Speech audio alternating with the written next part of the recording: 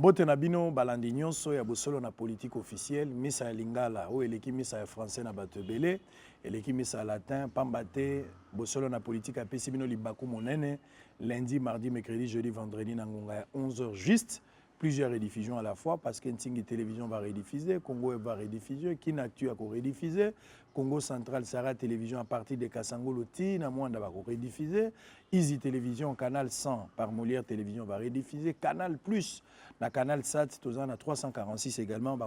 rediffuser. Et puis la radio 97.4 Buzz FM pour la toute première fois, dans l'intégralité, c'est la seule adresse où vous pouvez bénéficier d'un avantage ébélé, même na Bounia, Bozolanda Bisso, Lubumbashi Katang à travers la radio Mont Bleu, Topé Sibidombote.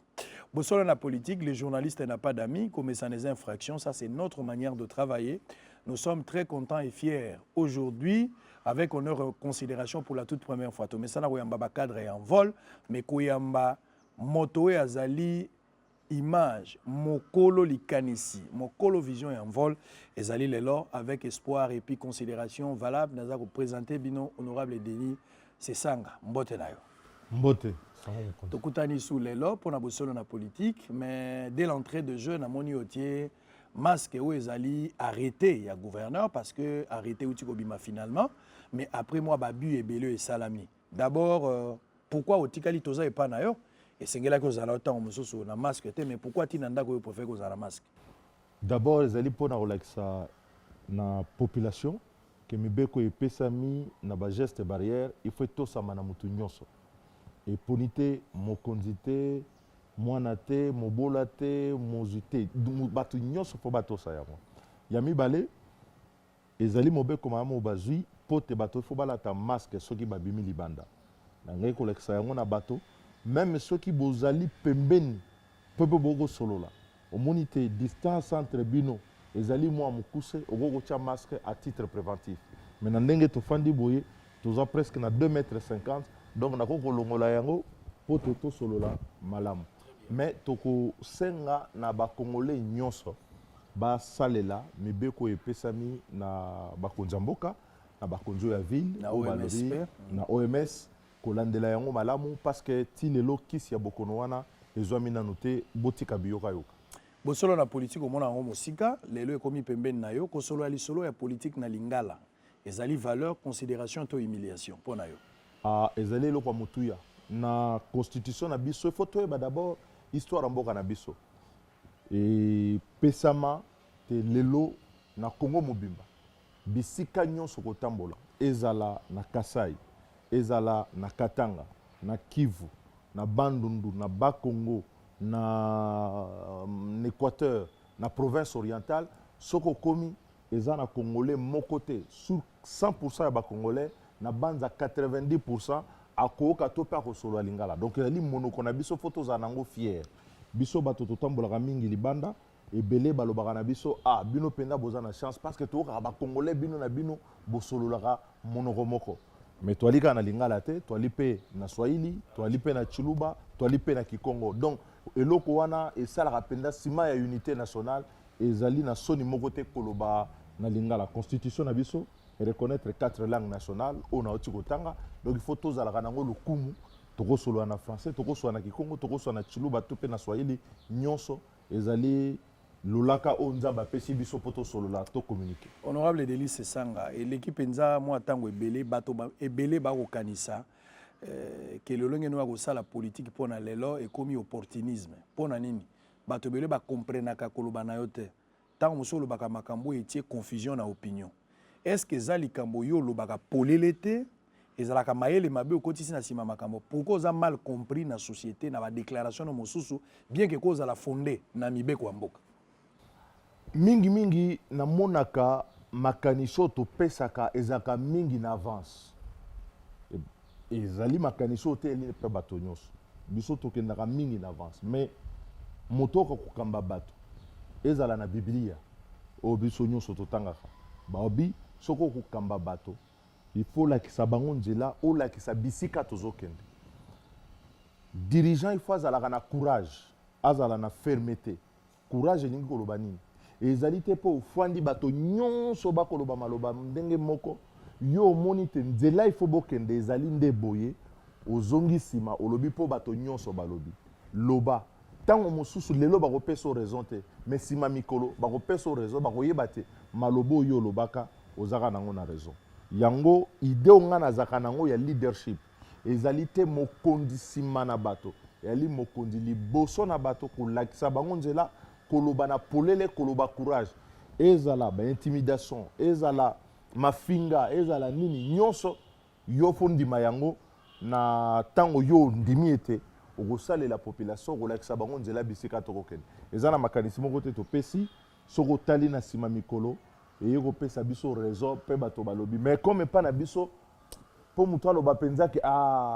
mwana mai wana azalaki na raison ezalaka mwa pasi omonaka moto akokorge mais ebele okomona te oyo biso toloba nde ezalaki mpenza nzela ya kolanda mpe na bambula tokómi nango toumeli mingi na politiki toleki banzela kilikili tokómi na ntango moko il faut mpenza tozalaka très responsable soki omoni ndoki obeleli soki omoni te likambo esalemi na ndenge ya mabe mpe olobi ezali likambo kobanga te ezali mpe likambo kozanga botosi te ezali nde likambo na verité verité ezali na ntango na yango verité ifo elobamaka ifo etosamaka na bato nyonso soki sika moto alingi amoni te nzela wana eza mabe asali oyo alingi mais nsima mikolo tokosamba na makambo tokotala oyo biso tolobaki na oyo bango balobaki nani azalaki na raison na obengo prophète politique te mpo na esika wana mwa bitumba bakombo ezalaka oyebi ke kino alingaka mingi bakombo bato mosusu mpe bapolitike lokwa yo bawela kombo wana me kino moko na moko ndenge toza boye bakolanda peut-être mamisu bakozwa likanisa obenga yo prophète politique wana nakota te me nazwi paragraphe moko outi koloba awa ke kino andimamaka te nakoti likambo ya covid-19 pamba te komini ya Gombe ekokoba kaka kozala na confinement bien que la deuxième phase après 14 jours gouverneur ya ville monsieur Gentini Ngobila alingaki ba déconfiner mais ala d'une manière progressive wana ezali père de manche ya likambo mosusu mais tolobela likambo ya solution face à malade lelo mboka nyonso bakotia mayele toyokaki mingi kombo ya docteur Raoul Bambalebele na France lokola moto ba français to bato ndambo batielaki motema mpona kisio wana epa na biso toza na docteur Muyembe oyo apesaki na ebandeli lolenge ya kotambola lelo président de la République auti ko solo na homologue na ye président ya Madagascar pona kisio bango batie na nzela mais na kolana molai moto asali kisio wana za congolais oyo na ba information toza nango esi akomi na Kisasa na mbela ya président de la République po ya kosala makambo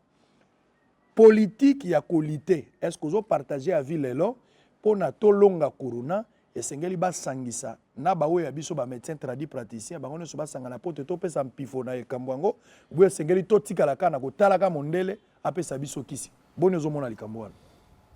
na banza biso twali bakongolais soki tokuta mboka oyo tokuta mabele oyo na maboko ya bakoko ya biso ezali po te bango mpe bazaka na mayele na eleko ya bango po te batikela biso eloko ya motu ya boye donc tokoki kobwaka nyonso te oyo esalemaka na bokoko ya biso ezali na mayele na bango mayele ya mondele ezali mpe na ntina il faut kosangisa nyonso mais eloko fo koyeba bisika mbebe ezali bisika risque ezali esengeli bakonzi ya mboka batalisa yango malamu na nzela ya baoyo bayebi mosala wana ngai mayele na ngai ekokai na oyo ya docteur Muyembe te mpo ya atangi biloko wana eza mosala na ye mpe na kotosa yango moto oyo azwi kisi asaleli yango na ndenge oyo ya ye na lolenge oyo yayebi yango na ndenge banzela bokoko tusa ngai na kokota kuna te me na koloba na bango nyonso liboso bapesa kisi na bato bakisi oyo tomelaka elekaka na banzela oyo mindele babengaka protocole bameki bateste bayebi te kisi oyo ya solo esalisaka moto nde bakopesa moto mpo soki bapesi kaka bipesela esalema mpe na mokili oyo kisi oyo bapesi na ndenge rapide esali plus baaccident ke korésoudre problème biso eloko tokoluka ezali nde résolution ya problème me na motuna na yo eloko na komona motuya lisusu ezali likambo etali conduite to mpe politique oyo bakosalela contre coronavirus riposte ya liboso Muyembe alobaki aza na besoin ya 138 millions de dollars po te tobongisa coronavirus donc tokende pai tozonge pai ekosenga nde bongo mosolo ya mibale soki tokobundisa coronavirus ezali na nzela liboso tocholoba kisi makambo etali minganga mais ezali bokono lokola bokono nyonso te lelo tofandi na bandako tokobanga kobima bato baokende misala te tout ça économie ekokita ebele kati na biso oyo bazangi baza na moyen te ya koliaka chaque jour parce que baganyaka vi na bango au jour le jour il faut abima po alia esengelaki na programme oyo ya bakonzi batala makambo nyonso wana na ndenge biso benga na lopoto transversal kotala bagroupe vulnérable tokosala nini mpona kosoigne bato tokosala nini na nzela ya mosolo tokosala nini na bandina na nzela ya mosolo soki natali mpenza lobi nalandaki na nzela ya baradio bakoloba gouvernement abimisi tisika wa 2,800,000 sur 138 sur 38 millions 138 et puis il faut koyeba te 138 millions muyemba asengaki ezalaki na riposte etali mpenza makambo ya bagroupe vulnérable teyaki mambo basoin bani très bien na place wana nakomona neti mwa mbebe ezali gouvernement ole ya kowela biloko ya bilobaloba oyo tokoyoka oyo gouvernement ya république il fallait azwa eloko mpenza na motuya il fallait déjà tozala na loi rectificative ya bafinance publique ntango bango basalaki bayaki na loi oyo ya budget oyo eyaki na parlement mbula oyo eleki tolobaki na bango 11 milliards wana bokotia ezaka likolo tokosana te eza makambo ya coronavirus te parce que ekomaki déjà likukuma mais na moya lelo il fallait gouvernement abimisa mosolo wana yango biso tokolobaka na lopoto réduction ya train de vie de l'état il faut ba réduire ba dépenses mosusu bazwa mosolo mingi penza bacha na nzela o wana bamboka pe ya bapaya na G20 balobi banyongo tofutaka parce que oyebi politique na biso ya lolombo air nyonso banyongo eleki biso kilikili balobi tokofuta banyongo wana te pona mbula balimbisi biso to bakozongela ngo mikolo na sima donc ça veut dire que mbongo to bana kofuta pona banyongo wana il faut bakotisa yango na lutte contre coronavirus pe tolandi na FMI bapesi biso 360 millions ya dollars donc soko sangisi mbongo nyonso wana lelo il fallait toka na lolaka ya bakonzi ya mboka te bazwi mbongo batie na kati ya lutte mpona nini mpe na kokota na etene mibale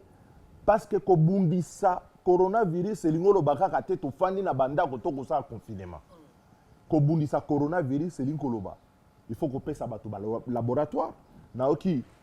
mukwege oyo mpe ali moko ya bana ya makasi asengi kuna te bapesa bango laboratoire base esengeli soki bakangi bato na bokono tokomona baimage na bareseau sociaux esika nini bakotia bango wapi po te bazwa mpenza tomoni bamboka mosusu neti banigeria basali bopito po te bayamba bato tokosana liboma te maladi eza kopusana tokomi lelo na 400 toyaki ba 30 bato bakomona ngo neti liseki eza kopusana mpe muyemba alobaki soki tokomi bale 15 mais bato bakokoma ebele tolingi toyeba basombi combien ya bambetu oyo ezali na babombone ministère ya santé alobaki ke batindaki bayebisa biso ezali boni batiaki 500 bapesaki na motango na 500 ezali wapi nano nde komite nano nde komite alors bisika tokozela bango yango wana ya misato ntango bakolobaka confirma na banza ndeko Gentini azwaka mokano malamu na bolandisi mikano au président de la république azwaki alobi te il faut tozwa ba mesure pona nini alobaka confinement ak sasa ezalaka malamu mais ne il fallait ezala accompagner ndenge bakoconfine Gombe lelo mpenza ezoyeba na susu te badeconfine bacontinue confinement est ce que baconfine bisika mosusu ou bien etikali kaka Gombe boyo kota ville kala nga nazopesa information que badeconfine mais okende progressivement parce que ba supermarché efungwami ba banque mpe efungwami mpona Gombe mais bato bazokwaka kotambola te parce que bato nyonso baka na Gombe bana mituka te ebele basalelaka taxi ntango ekoti ya kamati ya kotambola mais lokola ekomi likambo ya kokenda kaka na motuka na yo moko bato ebele kotambola makolo ezopesa mpasi mpona bango et puis moi akobanga ya bato po te ko désinfecter gombe yango bato ebele bamoni ke salami lolenge yango esamaki te et puis babita mingi bazalaki pe assister te ou bien admis na test moko journalièrement pour que bayebake batalisi nzoto ya malamu yango na lobi boye il fallait bamatisa nombre ba test komatisa nombre ba mbeto bakoki soki bato babeli mingi bakoko yamba bango pote bameka kotala na ba o bakoko bika parce que eloko yango eza na pasi kasi bato bakobika pe mingi mais pe soki bozwi mikano na ndenge sengeli te bato pe bakokufa pamba olandaki lisolo ya mwana mboka moko kosana na ambassade États-Unis soki olandi lisolo wana ndenge babeti yango okomona te bato mosusu bakokufa parce que assistance penza prise en charge réalité donc eloko ya misato tokosenga tomoni yango na bamboka lokola ba Sénégal na Gabon 350 millions de dollars avant que mindele bapesa na Sénégal babimisi pe mbongo pe basali yango na moni makisala sombi biloko bakaboli na bana mboka pote bayebi keza eleko ya pasi bana mboko bazangi o babola o bazwaka au jour le jour bakangi ville moye bakendo chaye zate bango bakolia lolenge mbongo na biso ebele ekotaki na misala ya 100 jours sa kobosa nango te mbongo ekotaki ebele po tozwi libako yango etalani kaka na likambo yango ya 100 jours boyikela leta mwa mpiko pamba te mbongo ebele sa akamataki atiaki na misolo ya 100 jours bon 100 jours yango mpe yali makambo ebele ya makambo kuna ekomi makambo kolia na komela eza mwa mingi wana mais nga na lobi awa ezali likambo etali prise en charge ya coronavirus soki mbongo ebimi soki mbongo ezali o bazwi mingi wana ba ndimbolela bana mboka batie mbongo wana wapi biso tokosenga coordination moko malamu logistique coordination financière na makabo oyo mpe koya na mboka na biso po te mwana mboka oyo afandi epai na ye mpe akolanda alobi te ya solo l'État nazali na tina nazala congolais l'État kozwaka likambo oyo na tina mais na ndenge to komona lelo ezotambola malamu te ezotambola pena oza parmi ba député naloba te soko za yo moko po ba misusu pa se prononcer te il se pourrait que ba misusu pe ba dwinzela no mais na yo ki bango te mais to lobaka po na yo ya yambo oyo azwaki mokano penze yokani na matoi ya bato oboyi kosimba misolo na yo na basanza ebele kino na sanza ya décembre kosimba yango te mbongo na bati yango na COVID-19 mituna mibale to misato na lolenge wana ya liboso ezali bato d'abord bakritikaki geste wana bamonaki yaki geste moko ya arrogance ya opportunisme mpona kotrouve mwa clémence epai ya bato mosusu bake mwa mosika na likambo wana balobi ke mbongo wana yo ozoloba okopesa eza lokola moto azokaba niongo na ye bafuti ye nano te salaire bafuti yo te bofuta yango bozolela mikolo ke bafutaka bino malamu te eza bacompte goutte bongo mbongo yango okabeli moto niongo eza mwa pasi ya lokola otindi moto akende kozwa niongo oyo mbongo ya transport eleki na ebele ya misato eza likambo ya ordonnance au chef de l'État nommé bapa épiscope ya Yambo atie bato mosusu pote bango babatela libenga oyo ya solidarité donc mbongo yo pesi ekokenda obe na solidarité wana kotia basali na nzambe wana oza na confiance ya solo ke mbongo no ekobata malamu ekokoma pe na moto aza nango bosenga mituna misato ya liboso tango yo osali likabo matanga ezali pasi ezali batunaka mituna lolenge oyo wana te oyo atuni motuna wana sekali motema mabe nakokosala yango na ndenge ya arrogance te nasali yango mpo etuti nga solo na motema mais oyo balobi opportunisme seke bayebi nga malamu te mpo mpe balandaka te moi ça fait 1 an tolekisi lelo mbula moko to mbula mibale nakosenga nakoloba nini il faut bakitisa train de vie ya l'État nani esengeli akitisa biso bapoliticien très bien biso tozwaka mikano nalobaki kuna baololi ngai kaka ndenge okoloba olobaki yango na assemblée nationale mais lokola banganga mayele mosusu baloba babi likambo na vérité ezali te ke elonga lelo ekolongaka moko mosusu te sikoyo tokomi na esika yango te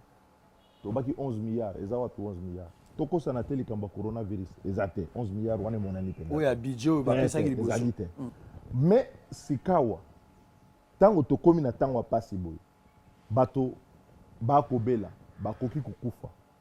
biso nyonso tobombani na bandako bavio kokimaka mpo tokokendaka kosufaire soigne ndenge tokendaka eza esu te lelo soki obeli yo mpe kaka na cinquantenaire yo mpe kaka na ngaliema donc toremarke sikawa ke bomoi na biso ya ba Congolais tokoki ko kabola ngote ni zweli na biso to salani na lobi to zo mbongo to tia na kati ya makambo santé nga na lobi fona Alexander Kisa pona lobi yango tango na lobaka yango to kitsa basale balobaka wa ko lobango pona populisme mbula mi balé pe lisusu simana yango na sala o lobaka ka populisme mais ka kotala te ezali ezana ba o balobaka makambo ya Congo ezali na ba o pe basalaka o biso to sali to la kisite to joindre geste na parole to sali engebene na lilobo biso to lobaki il faut ko kitisa train de vie à l'état ce qui na lobiango na mokuse elingo loba boy yo ali tata na bana bafuta ko $100 solo yo ozwi $100 ozongi na ndako obi na mama na bana te $70 o nazwaki tobetaki tiercé tobetaki mononge bisika tel tomelaki masanga mosusu na defisaki na banane nazongi na ndako na $30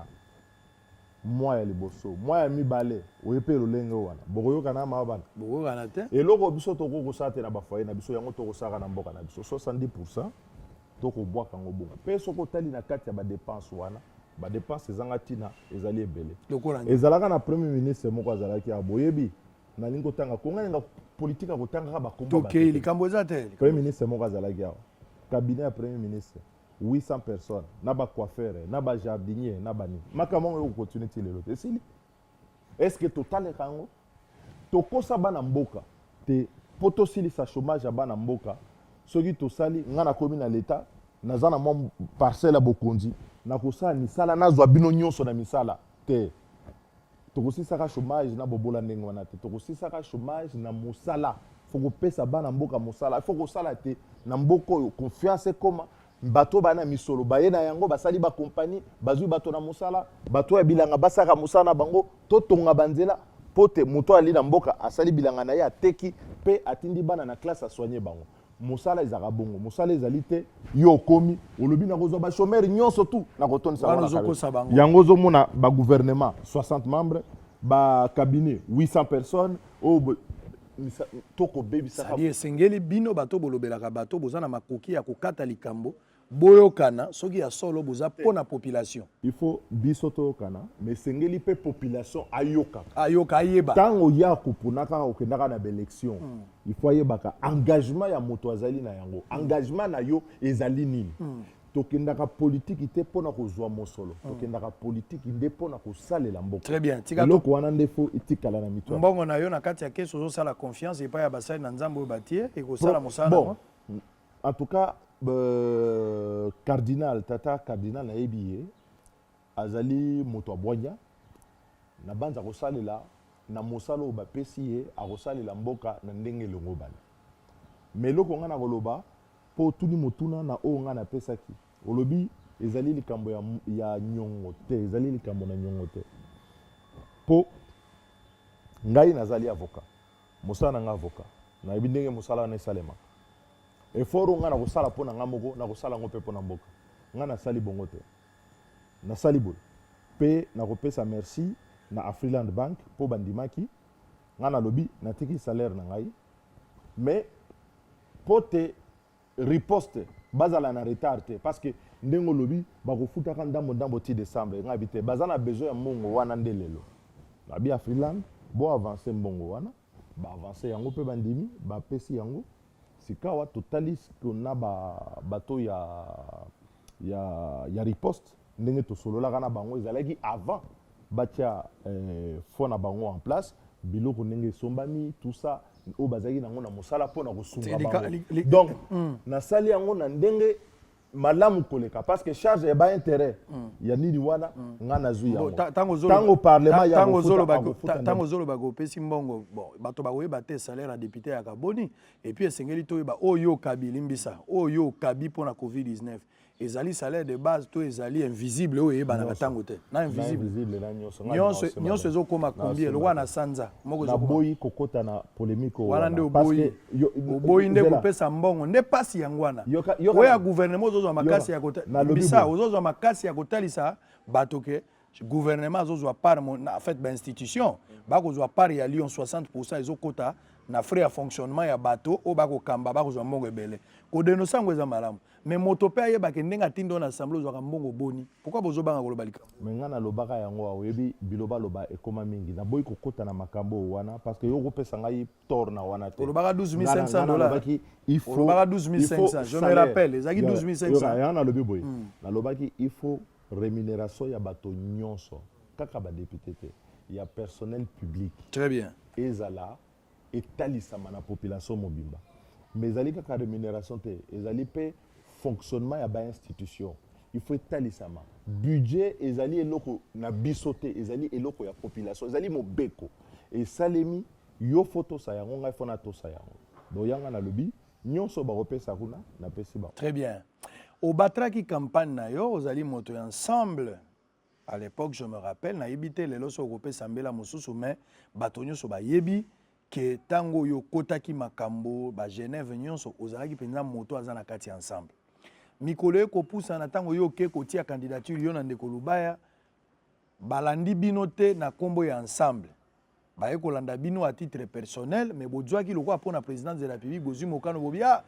biso tokosoutenir Félix Tshisekedi na makambo wana c'est-à-dire mes gestion incompétence nyonso ozolobawa soko ozoreproche yango seko ozoreproche Félix Tshisekedi na lingomba na ye bato nyonso baza kokamba pamba te aza mokonzi ya mboka. Une année après Félix Tshisekedi président de la République ndenge oza komona osalaka choix ya malamu. Une année après effectivement engagement na yo ya kolayamba Félix Tshisekedi kwa président ezui sens nango to ozali déçu une année après par rapport à ndenge bande kozela makambo esalama wana ya liboso. Mokonzi ya mboka uti kozwa moi mpasi papa te makambo ya bande koloba eboti mwa matata likambo ya état d'urgence wana nde moboko ya likambo ngai tosola. État d'urgence wana ezalaki attaqué contredit par plusieurs personnes. Lelo likambo ya prorogation pamba te état d'urgence soki nazwaki makasi tolinga tosala likambo uta kalande bato balingaki bamona mais rien ne perdu. Prorogation eseleki po bandimi yango azwi makoki. Mais na boyi pamba te na mboka na biso toyebi eza mokonzi ya mboka lekisi likambo tango mosusu bato mosusu bakoya plus tard baya koloba c'est vrai que tolekisaka mais po ezalaka pression mokonzi ya mboka asalaka na mbeba liboso ya bato bazolanda biso. Prorogation wana contour juridique nango esalami na lolenge mobeko elobeli c'est-à-dire constitutionnel ezali respecté to ezali anti-constitution. Ozana maloba pona likambo opesa pole na peso 7 minutes na kokato te na lima toyi na ngeyo ba congolais pe basonti. Ya liboso ezali te po na lobaki te bopona pe na ndimi yango na lobaki na bato bapona candidat neleko wana Tshisekedi nde makambo manso ya kosala na sima nazali nango d'accord na mbulu ya ngai na responsabilité ya ngai na kokoza militante na li leader na kati na mbulu na yoki te skano olobaki kokoza militante OK na ndenge te na ndimela manso mabe na malamu soki mabe ezali na kolakisa malamu yali na kolakisa obi tango bandi émission olobi bato penza balanda ko mingi te problème na ngai c'est que basosolaka yo mingi basosolanga mingi te pona nini parce que bango ba ko dévier na point o ya vérité na point de vérité nga na ko dévier te moto mosusu na ndenge biso mesana ko sa politique na mboko soki to ali lingomba moko même bato tout ça kana bango ba camarade nga na kati na parti elingo lo baté soki na pesi likanisi bango nyonso il faut balanda musu pe ba ko lo baté awa biso moni boito donc débat démocratique il faut ezalaka donc choix na ngai comme électeur ezali citoyen na lobby na sali choix mais droit na nga na critique ya action ya gouvernement même ezali gouvernement nga na kati pe na koloba po eloko ebomi mboko ezani bilandala tozali na kati na gouvernement mabe ko sale mo lobby te pa eloko na kana gouvernement na koloba te tozali na kati na parlement mabe ko salema moto koloba te wana za moto parti na ngai na koloba mabe te ta sali mabe ekomi malamu yango nde ebomi mboka soki toalaki na culture ya vérité culture ya discussion bato bakoza parti moko pe na kopeso na kotalisa yo exemple moko eleka na mboko to komela yango susu te na tango ya 1+4 commission ECOFIN. Et pourtant, les députés, on a pas bango te, to tchaka bango na liste, ba député pena nommé. Na mon amboka Bakandeja, président ECOFIN, a sali audit ya ba entreprise publique. Et tali si pete motoboye a sali mabe, o a sali mabe, o a sali mabe. Tout ça rani. O azara directeur à cabinet ya président na eloko wana, makamba 32 millions. Akoya kate. Akoya. Ba membre gouvernement o bazalaka, bakoya kate. Bakoya. Ba chef d'entreprise bakoya kate. Bakoya. Mais likaniswana sila. Lelo e comment soki muto ali moto a parti na yo. Ata asumbi na nganda, bato nyonso bako mona ye, bo batela obeye po aze moto. Eloko wana il faut sila. Ngana zena yango te. Donc otianga na molongo wana te. Yami balé na kososola boye. Na likambo etali état d'urgence. Na li moko oya biangaki na banza oya liboso alobaki likambo état d'urgence. Le 21 mars. Naza na Louisa na vacances parlementaires. Na ko sisaka vacances parlementaires parce que y a ba réunion ebele. Na lobaki na lansaki appel na lobi mokonza mboka il faut déclarer état d'urgence. Alors, pour lobi na ngai na sosolango malamu. Pour pesa na lingala bato nyonso bayoka. Atali kambo yango eleki déjà. Atali kambo yango eleki. Est-ce qu'akoza la rattraper plus tard te? Te. Toka na boyo. Na kokebisa bana mboka po na koka nungu eko uta parce que compréhension la constitution na biso ema la mote. Bandeko na biso bali na cash, to pe bali na UDPS surtout. Ba komi komona soki bato balobi violation ya constitution elingi koloba haute trahison. Eza bongote. Violation ya constitution balobi te ekoko pesa haute trahison. Ezali violation intentionnelle ya constitution. Pepo bakitisa mokonzi na mboka na kati na congrès esengeli na no parquet ya sali amemi makambo na ye azui autorisation pa azongi balobi ba condamné nde mokonzi mboka kwe. Bakwesaka mokonzi mboka na likambo te ke bokoti na congrès o balobaka appel sur incident, motion incidentielle. Boy, wana c'est que ndenga kosala le makanisa kosala la mboka nano ekembite. Na ndenge komami na mobeko ya mboka. Ekoko salema na lolenge wana te. Na bandeko oyo ya FCC. Na eleko ya état d'urgence oyo. Mokonzi mboka akoki ko renvoyer Assemblée nationale te pe ko dissoudre. Pona komona bato mibale wana bango nde bako mema biso na nyamu. Baza koya balobi bazali ensemble, bazali esika moko. Mais moko asimbi mbeli achena mokongo, moko asimbi mbeli achena mokongo. Bako pusana, bali na méfiance. Méfiance wana nde BBC compréhension na biso. Wana bokebisi ya liboso. Ya mibale tolo bango na sembo. État d'urgence elinko lobanini. Omoni mbeba, omoni moto. Mboka ekobeba. Mokonzi ya mboka na makokyo ezali na yango lokola mokonzi monene ya mapinga o abengi commandant suprême na bokonzo ba pesi ye na article 69 balobi yende akotala ndenge constitution ko tosama tope ba institution ko sala musala na kati na mboka na biso na makokyo mibale wana ba pesi ye ndingisa ite soka moni mbebe ekoya na kati ya mboka moto linge pela akobenga état d'urgence. Na bobengi état d'urgence wana azana besoin ya autorisation ya moto mokote. Ezala ya Sénat, ezala ya Assemblée. Pamba te soki ezalaki kosenga botosi na constitution il fallait ba komate avant à déclarer état d'urgence il faut convoquer nano. Or soko tali na constitution ba komini balobi soki a proclamer état d'urgence ba assemblée ba ye basangani. Elingo lobate akoki ko benga état d'urgence mais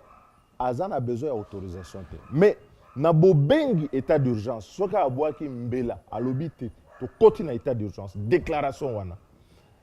Durée nango, ezali ya 30 jours. Et koko leka 30 jours. Ce qui 30 jours wana ekoki. Topé avant 30 jours. Makambomi bale koko leka. Yali boso, assemblée, topé sénat, obaye, bako komona te président bengi yango abengi état d'urgence mais ezali likambo na lokuta ezali na likambo na tina te wana bakozwa mobeko o babengi loi bazui mobeko mokano balobi bakati état d'urgence pe c'est- ekatani soki balingi kokata limbisa c'est-à-dire nakokitisa yango na pete soki nabungi yo ozongisi nga na nzela donc soki nasosoli awa mokonzi ya mboka na ye moko akamati état d'urgence aza na makoki wana 30 jours eleka te mais pendant que 30 jours wana ezali sénat na assemblée nationale bakoki kovanda bakati balobi ke esami malamu te baza na makoki esali malamu te ezali na ntina te eza na ntina te très bien bakati ya bakati état d'urgence ali te ntango mobeko wana ebimi état d'urgence ekatani wo ya mibale soki bamoni te état d'urgence yali na ntina batiki yango soki tokokisi 30 jours mpo na kocontinue président sekawa akomi besoin na autorisation wana ouais ekomi sika autorisation wana il faut euta na congrès nga nakoloba vérité nakoloba na ndenge ekomami na ndenge ezali il faut euta na congrès mais sekawa likambo eleki wana ozoyoba eza constitution ezali congrès mpo na nini mpo likambo ebotaki likambo yango bato mosusu balobi congrès te congrès bato bakokima congrès na makambo na kebiso na libandeli te bakokima yango mais ezali na ntina te parce que ezali bato bakobangaka mbula na mopepe eza na ntina moko te donc ezali nde na congrès akovote nini résolution ezali mobeko te pourquoi parce que ordonnance ya président soki balobi te econtinue mpo na état d'urgence ezali sous mobeko te ezali nde ordonnance wana moto ekocontinue donc ezali na besoin te ke ordonnance ezali loi mpe ezali na ndenge na biso bajuriste ezali mwa hérésie loi na ordonnance ekoko survivre te na matière moko donc autorisation il faut uta na congrès mais kokata état d'urgence il faut uta na mobeko pamba te mobeko nde sika ekosapplique mais bon oyebi pa na biso na makambo etali droit kisasa ekoma babi moto nyonso mandefu na mandefu mokolo ayebanaka te mwana mpe ayebanaka te moto nyonso akopesa point de vue na ye me onga napesi yo na sosoli na ndenge ngai na comprendre état de droit na ndenge mpe toyekoli yango na classe na banganga mayele oyo balakisi biso mosala wana état d'urgence il faut esalema lolengo oyo ngai nalobi sadi na lolengo oyo olobeli wana oyo mokonzi ya mboka tokende na likambo oyo mokonzi ya mboka asali ndenge yango epusani boye esalami lolenge ya mibeko mpo olakisi liboso ezali nde opose bajalon olakisi makambo lolenge esengeli esala yu egari ya oyo chef de l'état asali anticonstitution obi atikali na molongo ya mobeko mpo na ngai moto akoloba anticonstitutionnel ezali cour constitutionnel ezali biso te bon te cour constitutionnel alobaki nde ordonnance ya président ezalaki malamu et puis eloko nga moni nango mona ordonnance oyo ekofungola état d'urgence bako komodifie yango te bon omoni ndenge akosalela ekeseni il fallait baza ordonnance mosusu bakozwa ordonnance qui proclame état d'urgence mpe bazwi nsima na yango baordonnance balobi bon tolingi bato babima te wana eza ordonnance mosusu tolingi bato basala boye te wana ordonnance mosusu soki ya 30 jours wana esili mpona koprologe il faut ordonnance mosusu mais namoni bakomi kosala modification ya ordonnance donc ekotisi mwa potopoto mingi o na ndenge bango basali na bisika wana ezali mpenza propre te na ndenge mpe basali oyo ekosalema na assemblée ezali mpe mamu te mais namoni na boyokani ya bapolitique parce que droit yango mo esala politike te lokola bango nyonso bayokani moto mpe asaisir cour constitutionnelle te epe te tokende bato nyonso bali conscient te état d'urgence ezali nécessaire tosalela nano état d'urgence na nsima mikolo mpe tokobongisa yango tokotala soki mikolo ekoya liboso eloko wana etalisama natunio motuna moko me namoni mpenza oboyi koloba yango etalisi mpenza makambo nga nayokaki mpo bato ebele bakoloba ke ozali pressenti prochain directeur ya cabinet ya chef de l'état yango moni ntango natuni yo likambo ya bila ya chef de l'état inane oboyi kopesa yango esika wana mpo batela mwa likambo wana mpo soki olobi mpenza mwa ekeseni mosala ya directeur ya cabinet kozanga yango mabe ya bacongolais bakanisi tobimaka tongo tolalaka kokanisa obe mosala nga na kozwa ministre directeur ya cabinet tout ça nazali na nyonso wana te nga na mandat na nga lelo nazali candidat na eloko moko te wana makambo koyoka wana nga nayebi yango te mpe lobami te komi na matoi na ngai te nayebi yango te Donc, batika ngai kimia, nali député national, nazwaki mandat comme député provincial na ville ya Kananga, ezali mosala mingi pe mosala monene. Na ndengo nga na salaka, na moni ke koki, na sengelo ko mususu te. Batianga na banzela o wana te. Na oyo lobi na kimi te, na lobeli wango polele. Na bilan ndengo koloba, président Ocho Sala mbula moko. Gouvernement na ye bimaki na suka. Asali penda na ye note poto pesa bilan ya suka penda total ndenge salemi. Mena makambo masalemi beleao. Obako lo balikambo 100 jours exactement. Abiso lo baki likambo 100 jours. D'abord elle qui moi folie. Kokanisa tena 100 jours, oko aussi ça passe ya Congo. Passe ya Congo, c'est ko tamboli Congo te. Biso kamwaki tolobaki yango pe, mais na ngonga wana est-ce que yaki na mato ya koyokela moto? Ba kila ki biso te. Parce que soko tali biso sala na 1+4. Tozaki netumba. Tokutaki pe na programme ya ba urgence. Basala ka lolenge nini. Programme à urgence ezali otobenga na lopoto programme multisectoriel ya urgence. Basala ka ndenge ya ko passer ba marché, na ndenge ya ko sala ba dépense, na ndenge ya ko pona ba urgence. Mais na ndenge bango basalaki. Balobi gouvernement ze sous-souté et commis comité moko boye ko coordonner, eza na statutaire, ba règle passation ya marché, ezali ko landisa matin na ndenge longo badi, ndenge basali, il fallait ka bakoya na bambeba wana. Il fallait que bakoya na bambeba ndenge bakoyi wana. Posoko talisi ba programme similaire oye salemaki PMU renforcé tout ça na kati mboka na biso etikala ko salema bongo te parce que programme esengeli ezala na gouvernance nango faiblesse ya ba règle ya gouvernance il faut quoi isabino na bamboka na ba bambeba o bango bazui et bato ba yebo bazana expérience ba yeba kite na ndenge bako kende wana bako suka na mbeba wana mais comme mato ya koyoka ya legite soko lobi bazuyo mabe soko sali boy zo mabe totikeli bango chance peut-être ezali na ndenge ya sika bako salela et puis qui vont nous montrer mais na suka tomonike na 100 jours wana penza eke na ndenge mabe bango moko balobi mokonza mboka ye moko alobi donc ezali kambo ya kososo isusu te mbana mboka nyoso tu bayebi yango na monaki président de la république atamboli wana ba chantier ye moko ko donc ça c'est pas un problème mais le bilan ce n'est pas encore l'heure du bilan définitif et koye bana sima ya mikolo donc na kimelo ko moko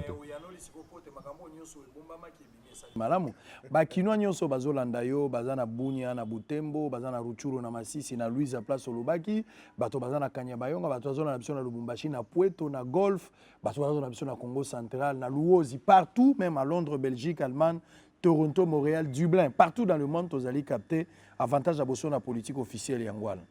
yo zalaka na Genève honorable zalaka na Genève ata o se retirer non na Genève et pesaka mo makelele pambate bato bapesaka ba information ndenge na ndenge yo kotaka osolana na Emile Banda bon limbisanga na tangi kombo eza pe na preuve te mais ndenge toyokaki so kolongola yango likambo te soki po tiki nzamba zwi lokumu mais na o wana tina te tina na ngezali moko ya bato ya zalaka na Genève babimaka ye na président basali accord na Nairobi je parle de Vital Kamerhe lelo a se retrouver na prison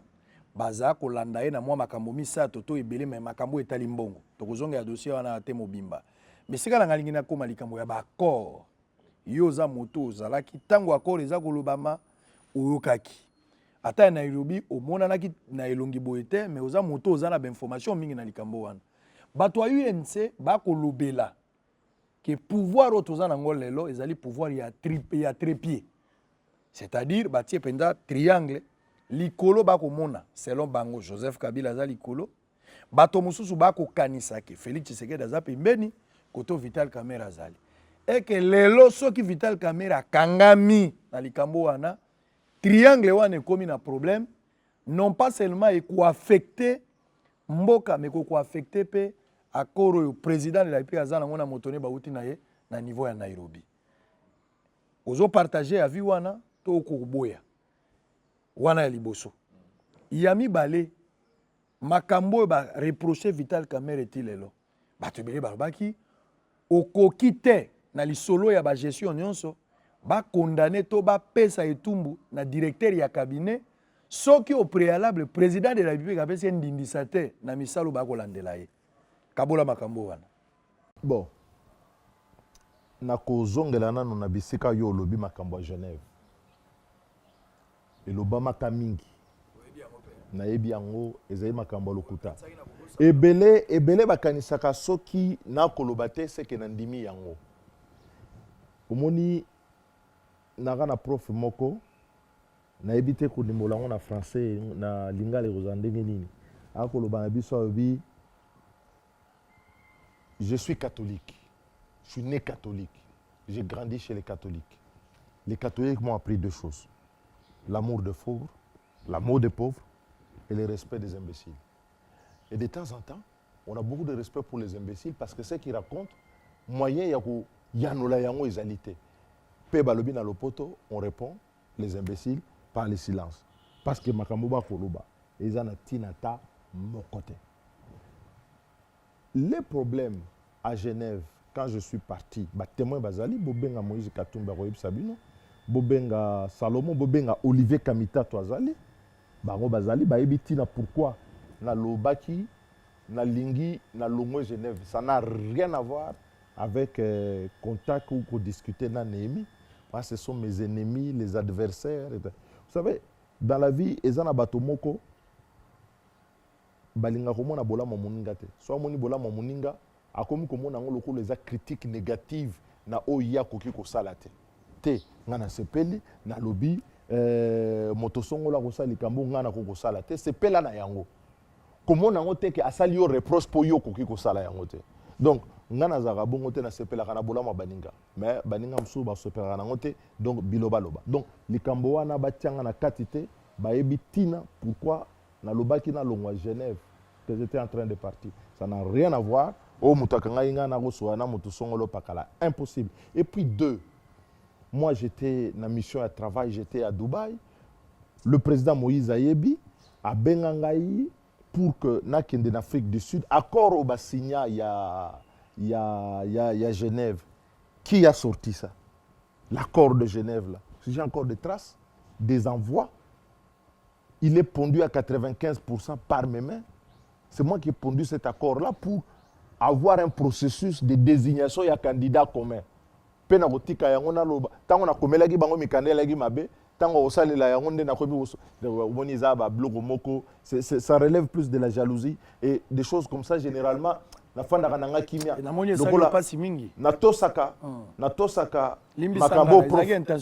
prof aloba o prof aloba te salinga pasite e salanga mawapo na mboka na biso po omoni bisika to so makambo mboka bato ba bendaka to banda ko so makambo ya bato makambo ya CCC situation bana mboka e oke na mopai tozoko mapenda na suka siko na bana yo na likambo etali exercice ya pouvoir. Un président de la République, Bazarami Balete, Bazarami Satote. Un président de la République, Azala Robert Moko. Kokansate que soit Tolobi Boyi, Tolandine Zela et Maréchal. Non. Président de la République, Aramoko. Nakati la Constitution, c'est la seule institution au Balobara. Le président de la République est PLI moto personne physique. Balarami Balete. Soko Bungi na Bisika Wana, je crois que au côté na ba confusion ebele yami balé accord na bango ndenge basalaki na Nairobi pote bayokana po basala campagne ensemble to pe ndenge bayeko yokana na kati ya majorité entre FCC na cash wana etali bango mais na président de la République ezalaka président moko système politique na biso efandi na ngambo moko na parlement bisika FCC bali na majorité mais na yokaki tolandaki bandeko ya cash na bandeko ya FCC balobaki ko to bazana tina te to pona comment on l'appelle encore l'informateur pour identifier majorité pour basi ba identifier on va organiser gouvernement tondimilaki bango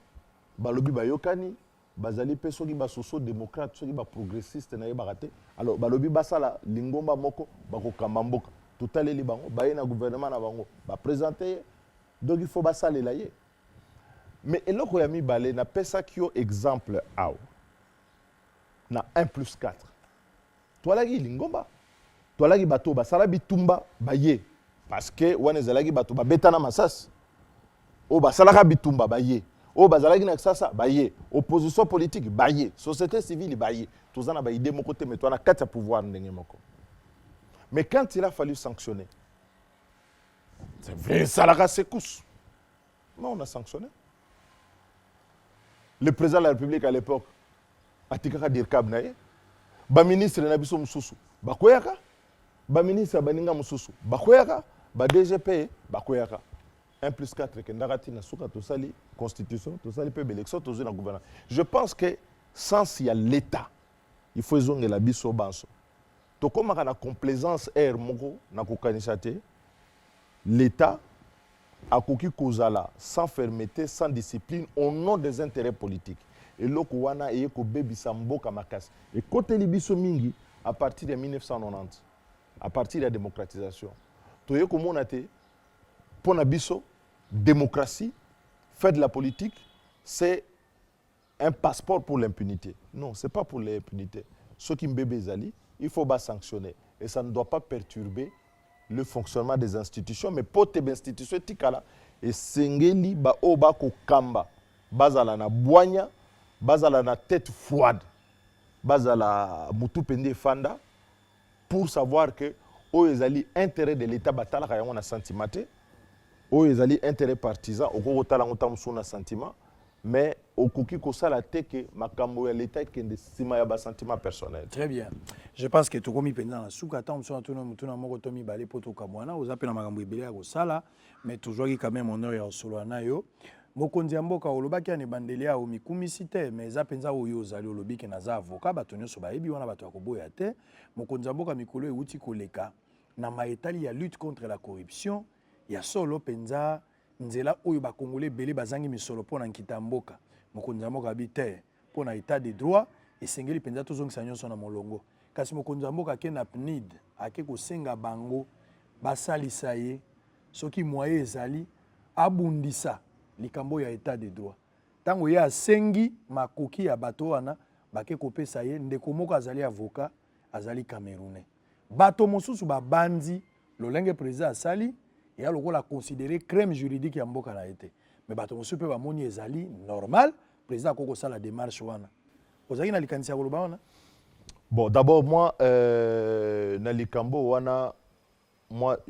je suis pas contre idée que soki na domaine songolo to pakala bozana besoin ya bato o bauti libanda boko benga bango ça il faut le savoir je suis pas contre moi je vais même parfois même plus loin na projet na biso kalate wana makambo etali mampinga ya mboka na biso tosalaka quand il y a eu brigade pour na réaction rapide ayesezaki batanzania mutu bayaka te babobo kobanga nini mutu aya kosalisa président il y a un problème teta lié soki ya moni te aza na besoin na ye na ba oyo aza na bango bakoki te il faut basalisa ye il faut kotika ya sala na makambo etali économie le gouvernement toali awa toali membre ya FMI bapesaka biso baexpert songolo pakala na baentreprise publique awa bayaka bato ya kogérer baentreprise balaka te donc ça je crois que c'est un faux problème les Congolais spécialité na biso c'est relever ba faux problème soki alingi kosenga lisalisi ya moto ya monika kosalisa ye asenga mais etali biso te na ndenge ye amonika kokamba mosala na ye ezangi eloko songolo asengi moto ya kosalisa bato bamonaki lozolo bambi azalaki deja na makambo wana na rapport nyonso ya asalaka ya wana ezali o babengaka pouvoir discrétionnaire ya alobi amoni te abenga PNUD apesi ye bo basala na bato ya PNUD na ndenge projet na bino tosukisi awa projet na bino na ya kotekela Moïse Katumbi ba parti bosuka wapi pamba te toyokaki awa mais okoboya ndenge nini bateka yo somona zando batekaka parti kana silisa yo osomona zando bachepe na mipiku ya ba parti place ozokufa nde yango ete omoni te ndo komi agité place na bomo yango nga kufaka te nde sango yeyo tika boy Moïse Katumbi akosala parti ensemble parti na ye aza kosala sorti soki bafongoli nzela ta mosusu tokenda soki bapesi biso mbela tozanga te okwa bapanzisa yango tokosala mpe mosala ndenge tosala bisika nyonso towana esika okende te ya kopona biso toke place mosala ezobenga biso na parti wana toyokaki mikolo euti koleka Moïse Katumbi na kotambola na ye akendaki basafari na esengelaka mpe ya na Kisasa kasi oyo ayaki te meme na matanga ya pape tiani ayaki te bon likambo ya kosala parti na ye esengelaki bino natangi yo natangi bandeko Frank Diongo natangi bandeko Moïse Monidela esengelaki bozala bandeko ebele bayiwanga bozala bato oyo bokozala na représentation na chaque province na ibite soki yo kozwa province nini toyokaki bandeko miso moto na moto kozwa province ozama tumoli penda yo yango wana boni likambo yango bozwi déjà misolo a daté de cas en vol ekolongwa bokoti mana ensemble mutation ekosala maka tosalaki bureau politique élargi na biso na juillet ya mbula eleki mpona kosala évaluation post électorale en vol azwaki mokana lobi ye azali parti politique to kocontinue na etumba na biso mpe na kopesa yo déclaration de principe na biso na dépliant oyo elakisi bavaleur oyo biso todefendaka projet oyo tosalaka oyo tosalelaka livre na komaka la voie du changement na kopesa yo mpo mona te biso ndenge toali lelo projet politique na biso nano tokomi na suka te mpe tokocontinue projet politique na biso na conception na ngai ya politique yali mombongo te politique ndenge okoloba bakoteka parti yali lokola tofandi na zando mama moko afandi mwa mopikwa sukali ya mungwa ya pilipili batie te envola ya pilipili te ali mungwa te ali parti akoteka te mpe tokendaka na zando oyo batekaka baparti te donc envola azali tokocontinue tosalaki congrès na biso tozocontinue baactivité na biso toza na projet oyo toprésentaki ya monene ya révision constitutionnelle nasepelaki parce que ezwi quand même engouement tobasigne ebele oyo tokobenga mpena basoldat ya défense ya constitution na biso donc je pense que nous avons encore beaucoup de choses à faire que ya kokende na kodissoudre en vol kokende na parti oyo wana parce qu'en vol ezali eloko na ngai te ezali eloko na biso ebele bayike bato bautaki province bayaki décider bamoni mpena ke faut tocontinue mpe tocontinue tokomi na suka ntango mosusu ozala likambo mosusu ya koloba mpo tokomi na suka mpe likambo suka na koloba na peuple congolais lelo tozwi mbeba toyebaka baenjeu oyo ezali koconcerne mboka na biso esengeli lobi soki makambo maso maleki tochange mpe bizaleli na biso ndenge akotalela politique ndenge akotalela etamboli ya mboka parce que biso tozalaka mingimingi soki likambo boye eleki après tozongeli bizaleli na biso ya kala ntango mosusu tokobika tour oyo mais ntango mosusu mpe tokobika su te donc esengeli moko na kati na bakongolais ayeba 1 tolingi révision constitution faut toreviser yango esengeli toreviser yango tokozongela bitumba wana 2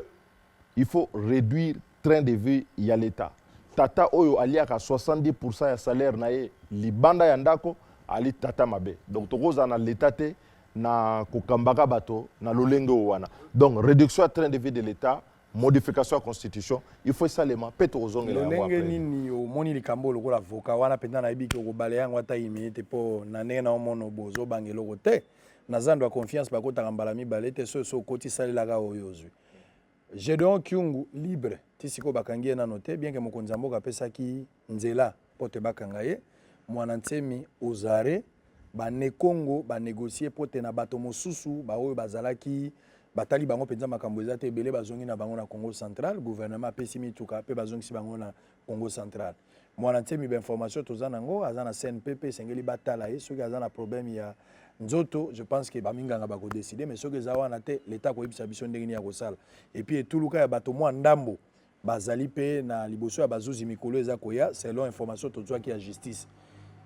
makambo yango esalami 2 poids 2 mesures to justice eza kocontinue kosala lolenge yango ezaleli osukisi nde na likambo mpo na ngai il faut esalema na lolenge moko mais na koregrete mingi omoni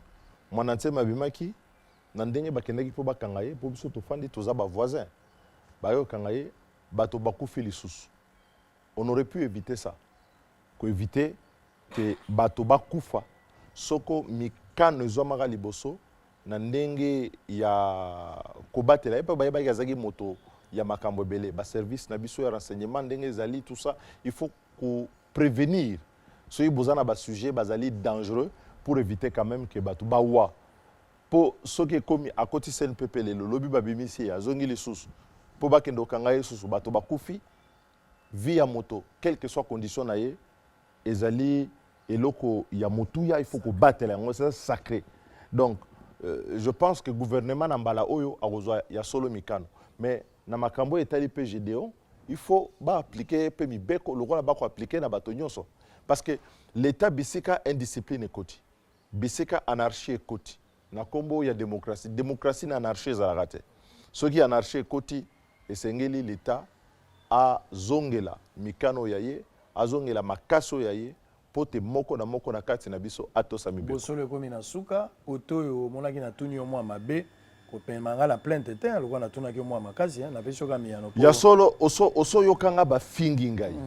batongi ngai na talaka obe na yokaka nyonso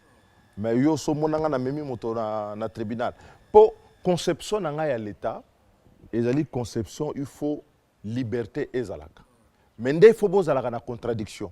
soko lobi likambo olobi mabe moto yo lobeli azalaki te asengi droit de réponse na ye bapesa ye mais babiloko namonaka ndenge tokosalela makambo babengi imputation dommageable offense au chef de l'état diffamation outrage ezali quand même na moi abus na mboka na biso esengeli place ya liberté ezala place pe ya contradiction ezala soko moni te moto alobaki ou alobaki ezali lokuta yo na ndenga journaliste okuta nti bango nyonso mibale à se défendre est-ce que ezali makambo il faut que na toujours pas ya juge ko kanga bato na cacho pona ba délit de presse d'ailleurs na kati en vol toujours réfléchir pour faire abolir donc déposer proposition à loi pour faire abolir beaucoup des infractions qui sont assimilées à des délits de presse na bamboke belé ezara soute oko quand même na poto wana ba koloba tout ça bon journaliste israélien donc il faut batu bazala na culture ya ko accepter contradiction petant ozali mokonzi bon dima pe critique journaliste Israël bato ba Monique Alexaki mo mingi na ndelo abengi président Isco mais nga na mona ki journaliste moko na mona ki journaliste moko na biso kombote na chaîne moko ya munene penda ya ba français akoloba te Macron azali bololé que Macron na bato na ye tout ça na banza soka lobaki yango n'est pas inabiso no susuki penda na bosolo komi na suka bonyo moni bosolo bosolo na landaka bino mingi ezali émission tribune bana mboka bakola na mingi ezali émission ya malamu na kosenga na yo au continuer po bino bobandaka boyebe kalate okosuka pe na politique okoti koto ya biso kote na bino wana ekotikalaka polele esengeli bato bazala kote na bino batunaka biso mituna ba sosolaka makambo pona population tango bino nyonso bokotaka na politique bokitisaka niveau ya débat na kosenga na yo tikala bese 2023 naza candidat député te okolaka ngani te yo tia biso maboko biso tokopesaka na presse soki tozali penda na makoki tokopesaka presse condition azala libre volet fiscal ezali volet soutien na presse ezali promouvoir espace et expression boleki pe ebele bolobaka ba politique biso toleki ebele balobi benga oni wengitisation ya politique bino pe wengitisation ya presse ezali ya ba pasteur ezali mais soki biso toali penda ko kamamboko toali penda na bisika to na pouvoir bino tokosala pena loi oyo osala te ba soutenir presse pour expression wana penda ezala parce que tout ça déjà bato débat. Merci na yo ndeko honorable Delis Sanga lisolo ezaki kitoko. Je rappelle ici yo ndozali mokambi ya envol parti monene oyeba na mboka na biso député bambula ebele pozo continuer kosala mosala na makambo ya kotambusa ya mboka okoma ebele okota ebele pe opesa makanisi mais lolenge na olingaka mingi komi lobela te tika biso tango tozali toloba pona yango boso na politique ekomi na suka na bituma moko kolonga na mais na prometa ozokata na prometa ki yo po nalingi otanga yango ezali mokanda tokoma na 2010 okobenga ngo pe opportunisme te parce que na kati awa okokuta makambo ebele kosalema lelo neleko wana biso tolobelaki yango babenga yango voie du changement. Très bien, merci. Oyo pesi eleki mbongo yango ndeko bota mbongo. Absolument. Merci beaucoup pour la maïlo kabeli bosona politique et continue kata ba archive trésor Kalafa il sera très content parce que na kotanga yango ko pesa biso makoki ya ko affronter mikolo eza koya ba politique tango moso ba kozana maïle mabe mais tango tokozana biyano ekopesa biso minduki malamu ya kotelemela bango. Alors très bientôt tokokutana avec le même plaisir pour le même travail kimia na mabota na bino soki yeso azongi te tokokutana. Bye bye.